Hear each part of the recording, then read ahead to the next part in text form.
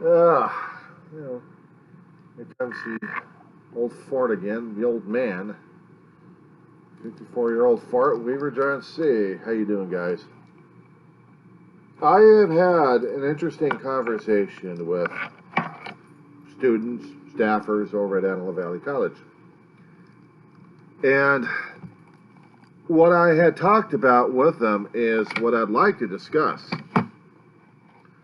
as I am trying to get myself and my life organized. And believe me, I know you guys do the same thing. I mean, quite frankly, we have our own lives that we have to organize around a work area or whatever areas we have. We look at the things on the cell phones, we look at our laptops, we look at the damn computer screen or actually a television screen yonder. And the hardest damn thing to do is to talk about what's going on inside. I've been going over to Antelope Valley College for nearly 5 years. And if it hadn't been for the damn COVID, it would have been a hell of a lot longer. And because it has been changed a lot and things have gone crazy at this point over here, that other things have changed priorities. Some of the counselors and some of the faculty thinks it would be a good idea for someone of my age and experience who's been through college before converse with the young for getting into the college life, because either they've got a career goal that they're pushing themselves through or someone else is pushing them through. Yeah, I know that feeling entirely. Alright, take the glasses off here. When you get old, you fall apart. Believe me, but your memory doesn't fall apart all that often, especially with the things I've been through. There is a generational gap. There is an age gap between your generation and my generation. We didn't have technology like we have right now. We didn't have the cell phones. We had manual and electric typewriters. We had paperwork. We had copying machines. Well, I know we got copying machines. Wow. What else is new? Okay. We had telephones. You look at your smartphone and you're saying, well, that's a telephone. Yes, it is. But think about it, about 30 plus years ago, we didn't have that kind of technology. You go to a phone booth and you call. Or else you have a little buzzing box that will tell you that you got a message. You would have big, thick volumes of books that you had to go through line after line to get. And hoped and pray to God that whatever money you had left was going to be covering this after you got your classes. You didn't have to run from one area to another area in the hoping to get your classes before they got all booked full. Or you still get the infamous paperwork of being put on a wait list. You may still do that. These days we have it easy with the technology, but it's not so easy personally. As I've been trying to explain to a lot of people on my own channel, I have been trying to explain to people that we are a social creature. We need our space for individual, but we also need to be physically connected to each other. A pat on the back, a handshake, a rub on the noggin there, kick in the ass. Something that would give a little bit of endearing or less endearing. But just the same, you'd get the sentiment anyway. You come into a college campus for the first time after high school. You've already been in a structured society. You've already been in a structured life since kindergarten. You've been through regime after regime after regime.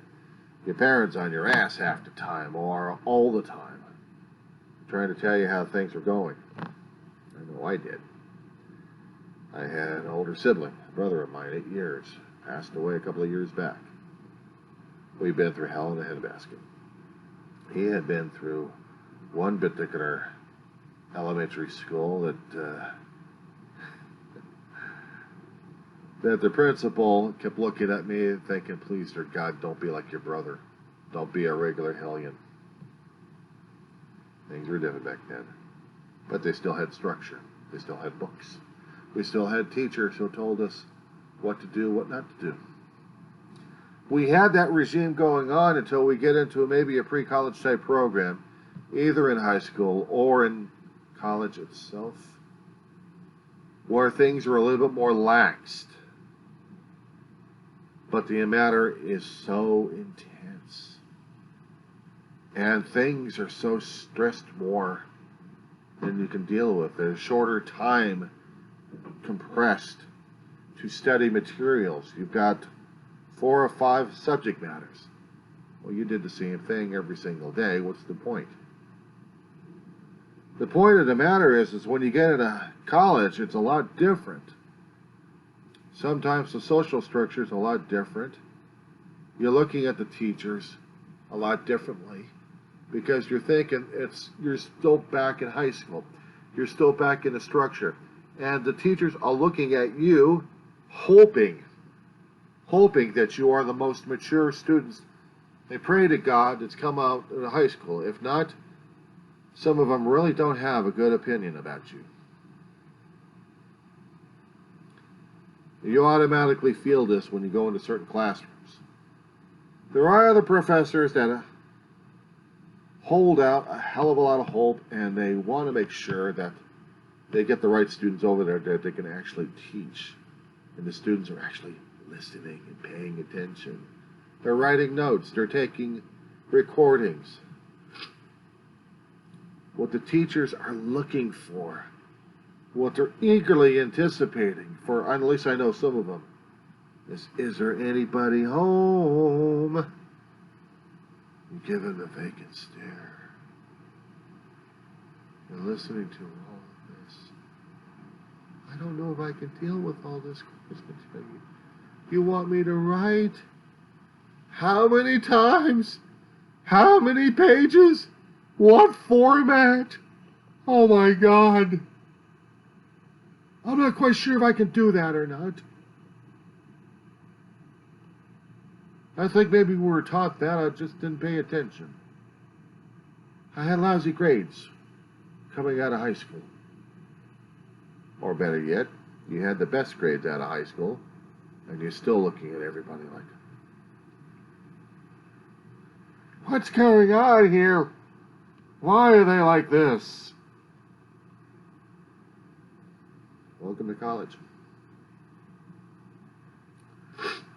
You'd seen a lot of college movies growing up. Certain colleges like to act like frat parties and stuff. Maybe. Maybe in the higher learning. But community level, we deal with all ages. We deal with the 17, 18, we even deal with the 16 to 15-year-olds if they're smart enough to come in. But if they're that smart, they should be popping up into higher learning, and then they burn out and come back to the lower end, feeling dejected because they can't deal with school. The thing is regarding community college, it's a stepping stone into the higher learning. You don't look at it as a pediment. You don't look at it as a stumbling block. You look at it as a learning experience. More growth, more maturity. And they're asking that of you. They're hoping maybe somewhere that you matured enough that you have some study skills to use. And if you don't like the class within a couple of days, you're still free to drop the damn thing in the first place. Yeah, I'll be using language like that. I know people use a hell of a lot worse, and believe me, I've heard it. But I just wanted to talk to you one-on-one about this. It's not the easiest damn thing to go into college. I know. I've been in your shoes. Despite the technological aspect of the thing, it's still the experience. When you're an 18-year-old or a 19-year-old coming out of high school, or actually a 17-year-old, and you think you've got the world at your shoulders, you think you've got everything. And then you come into college and you're coming through the runaround, and You don't even know what's going on. People are trying to tell you, well, get over here, you need bureaucracy. And by the time you get your classes, you have the money to pay. Did you already sign up for financial aid a few weeks back already? Oh my God, it's them again. Do you got your paperwork? Did you happen to see the video tube? We showed you this paperwork over here. You go over to this computer lab over here and you just watch it and just answer it in, alright? Jeez. But they're really not like that. I have yet to come across somebody like that over at Antelope Valley College. Now, roll it back 30 years ago, that was the idea. We didn't have the videotapes. We had to listen to what the hell they were talking about. We had to memorize what they were talking about because they couldn't put it in writing. They were so busy talking with every other student coming up to them. This is nothing compared to what was back then. They got the system simplified. But they have people coming over to help you out with the computer terminals. They get you through the orientation process. They get you through the financial aid process. They get you through the counseling process. So hopefully in a day or two, you got your classes ready to go. Then comes the shoe you're waiting to hear drop.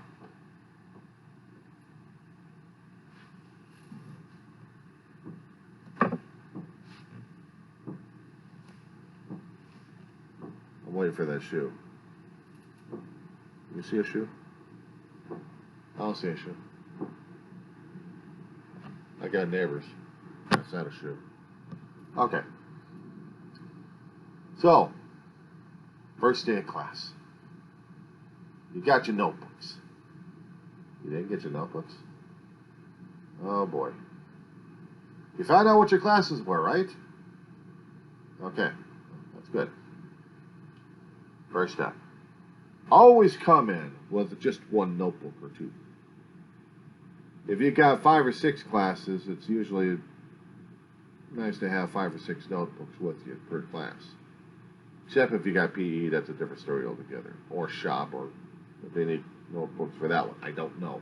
All I know is the academics because I'm an academic nerd and geek. But it doesn't mean I'm a know-it-all either. I've just been through the system. First day of class, you're nervous as hell because you see different people that you don't even recognize. And some of the students are like, you new here too? Why are we doing here?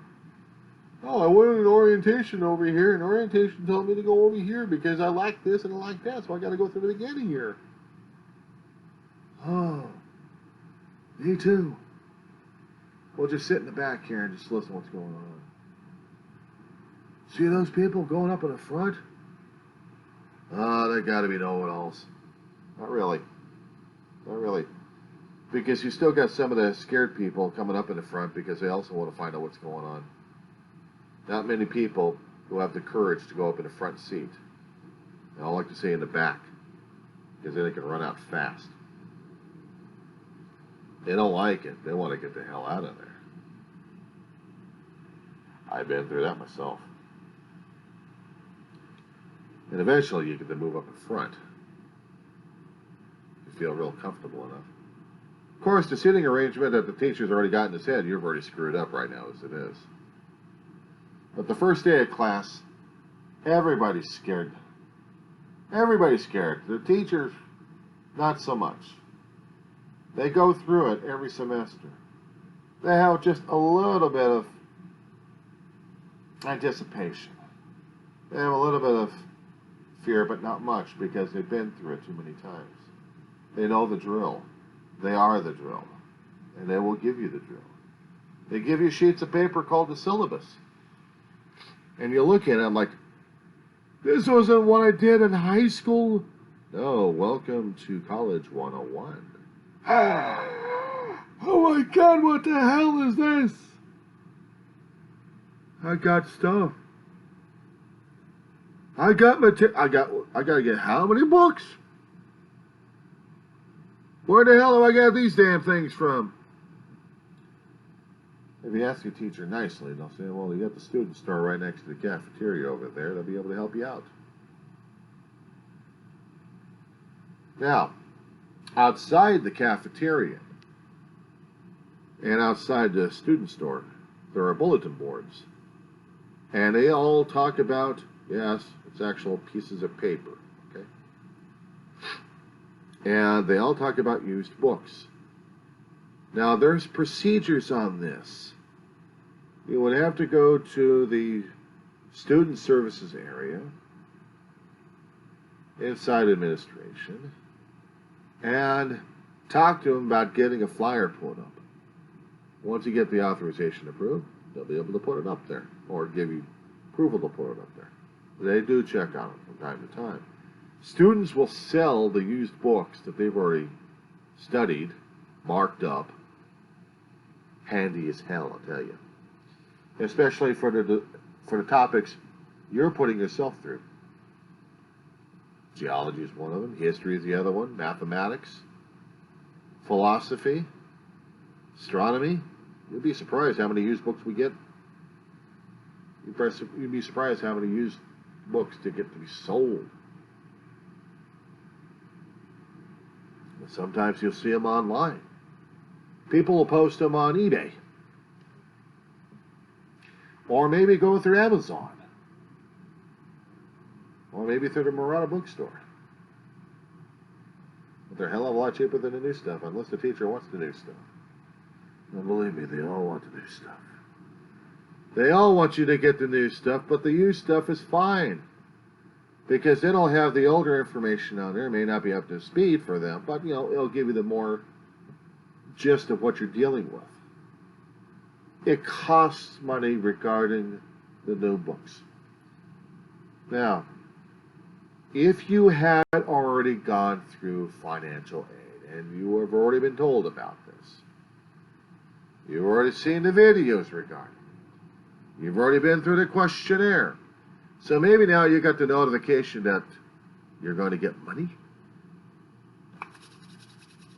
I get money. How much money? That, they'll put you through the paces to go through My AVC, and you go through the financial pages, and then you find the rewards section and see how much the state and federal has granted you per semester, and that's what you get to have. Once you get that, you get it into a card. And the card is reloadable. Hell, you can pump on as much as you can on the damn card. I know I have. They're green dots. First day of class. You've already survived one class already, and you're scratching your head like, oh my God, what the hell am I going to do next? Oh no, I got about 5 or 10 more minutes. Get out of my way! You're going to see people running through the classes just like you've done in your life regarding school. Sometimes they'll be walking slowly because maybe they've got enough time necessary to get there and they're not going to stress as much. It's handy to look at the school map because that'll tell you where your classes are, and by that way you can judge pretty much on the first day how fast you need to run and how fast you need to walk to get over there. And by the midterms coming up, you're strolling because you've already got this. But the first day jitters is the ones that scare the living crap out of students. I know because I've been there. And you think I'm talking crap right now at this point over here? Believe me, I've been through it. I've had a class at a college, Pierce College in the Woodland Hills, or Winnetka. Some of the classes were on a hill, and I had 10 minutes to climb a damn hill to get to it. And then I had another 10 minutes after that class ended to get to another class down the hill, halfway across the campus. So you're talking about people flying like crazy.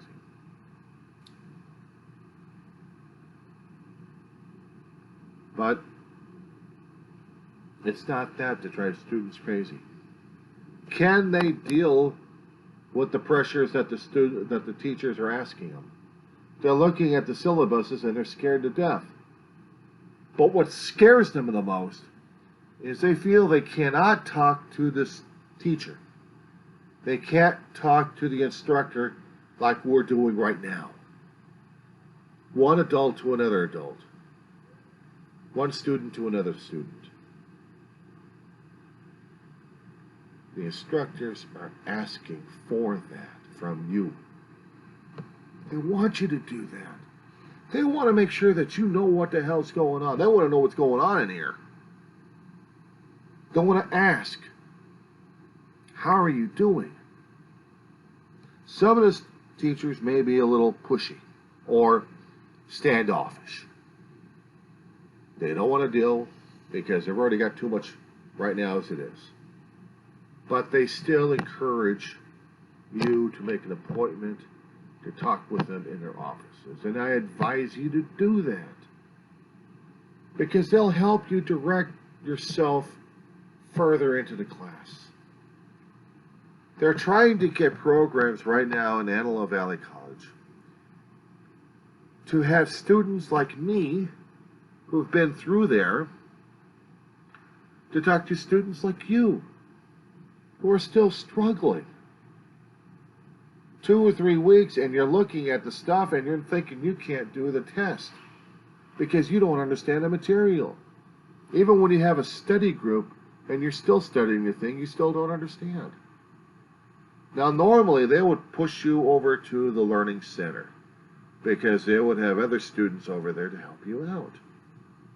And maybe there'll be a faculty advisor in there to work with you on it. And it's always advised to talk to them about that because they've already been through it. So I suggest you do the same. But when it comes down for the first few weeks at this point over here, you try finding the old farts.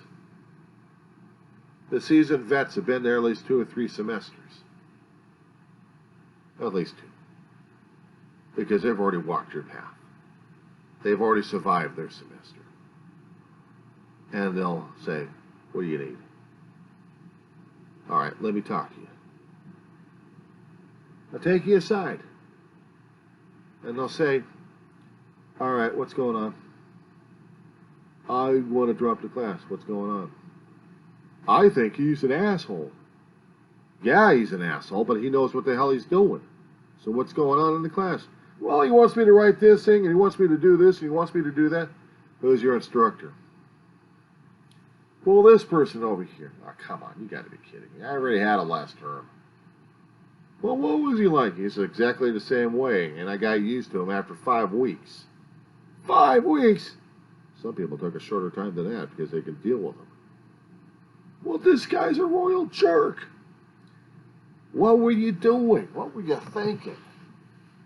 What now you're putting it on me? Well, at this point, it is on you because you feel like you want to drop. And you think he's a jerk. Now, something about between you and him are not communicating at this point over here. Now, either you talk to a student about that who can walk you through it, or you make an appointment with the instructor and find out what's going on. Now, because we do have email going, and in the syllabuses, the professors actually do have emails and they do answer back. If you're upfront and honest with them, they can help you. They can work with you. Now, maybe a couple of them are a bit of a jackass, and I'm not quite sure which ones are. I know some of them have got their own unique personalities. One's a yeller. One likes to scream and yell his subjects like crazy. But he also likes to work with the students as well. He wants to figure out what's going on. But the professors also want to find out if you're going to be doing the work. If you're willing to put in the commitment. They'll know it because they'll see in the first test either you're serious or not. Now, most of them usually discard the first test. They'll discard the first test just as a courtesy. The second one, they won't.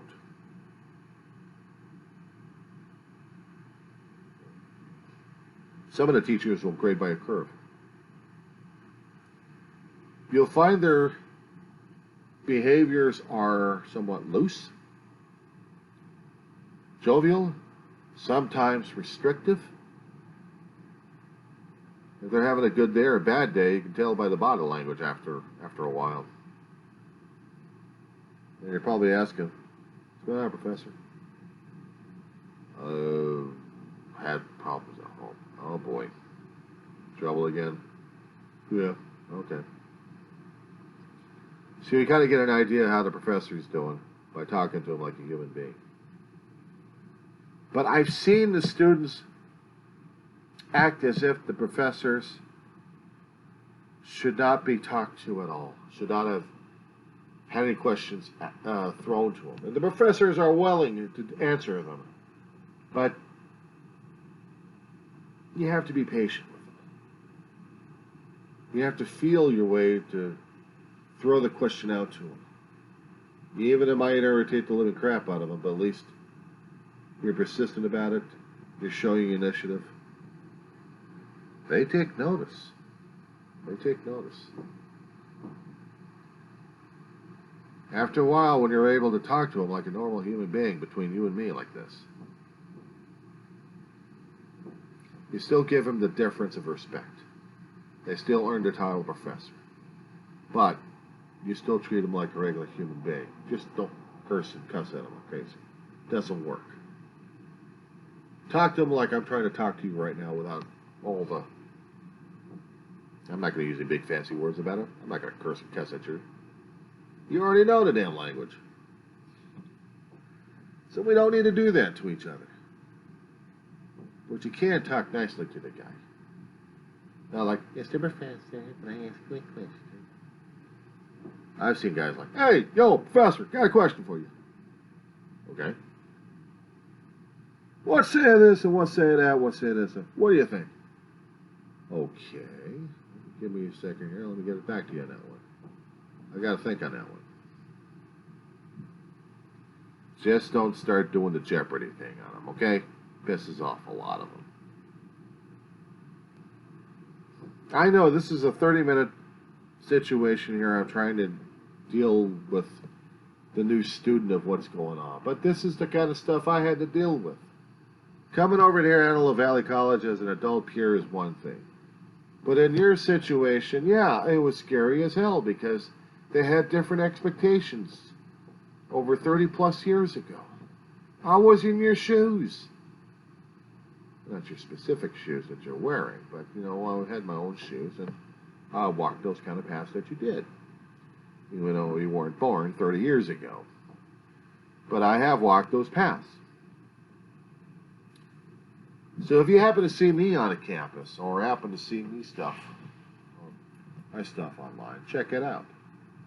Check out my page on YouTube. Give me a comment. Give me an email. Talk to me. Go on Facebook if you have to. Find me out. Talk to me. Tell me what's going on. Tell me what's going on in here.